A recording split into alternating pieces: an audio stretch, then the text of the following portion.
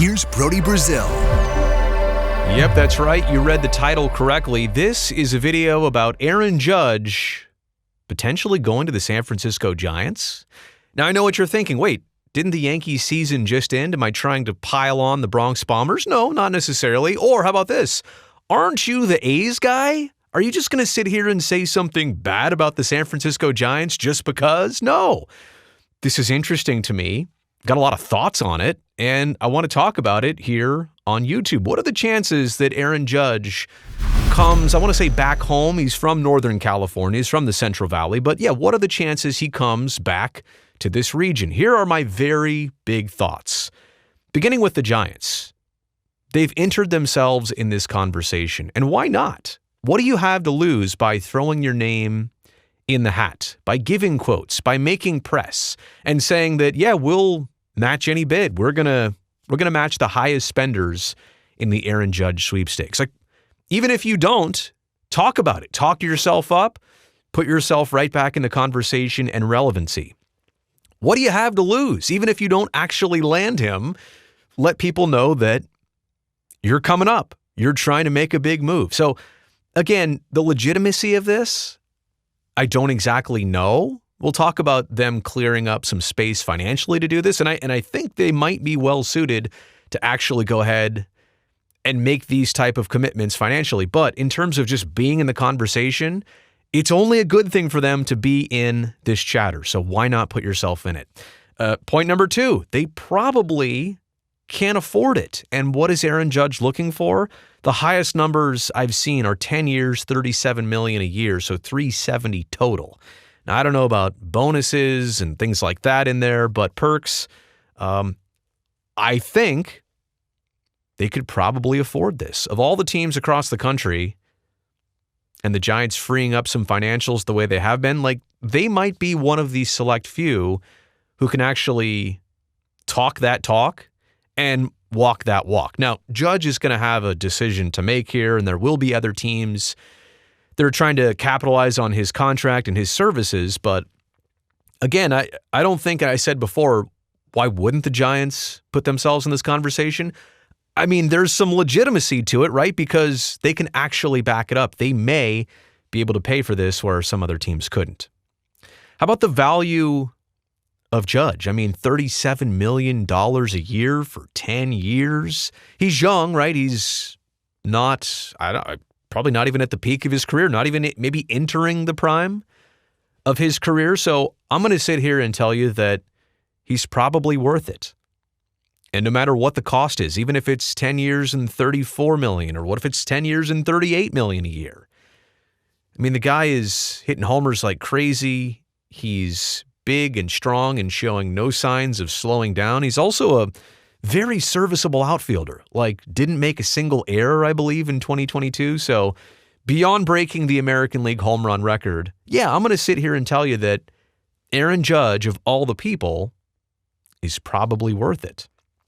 But I don't think he's going to give anybody a hometown discount, right? So the Giants might play up that angle of, hey, we're in this, we're going to spend as much as anybody else, and we're going to try and get Aaron Judge to come home. Yeah, you know what? Unless there's something I don't know, and I wouldn't speak for him, who would take a lot less money, like, to come back to Northern California and play for the Giants? And a Giants team, which, are they built around him yet? Could they be? We'll talk about that in just a second. I just don't see a player of this caliber saying, you know what, I'll go a little bit less on the deal just to go where I want to go, and this is it. This is where he capitalizes, right? So a lot of times you'll see a player in a certain situation give a hometown discount to their team, the team they're signing with. I just don't see it here. Also, I mean, there's at least 3 other teams, I think, that will compete for Aaron Judge's services. And I guess I'm not even including the Yankees in that conversation. So maybe it's 4 or 5 or more. Again, not every team can match, that financial situation that they'd be available to pay. But if you're the Giants, you're certainly not the only ones out there putting yourself in this conversation. So there will be heavy competition for this. Also, if you're trying to entice Aaron Judge, one of the things you could tell him is, we're going to build a championship team around you. But what could the Giants do if they commit all that money, $370 million over 10 years to Aaron Judge? Do they also have the capital to go out and spend on pitching and an infield and a catcher and a bullpen? You see what I'm saying? It may be one of those situations where you tie yourself to only one horse too much, and then you don't win the race because you don't have a well-built team. You just have that one superstar. But hey, look, Aaron Judge is that superstar, and he would be the biggest thing since at least Buster Posey, if not Barry Bonds.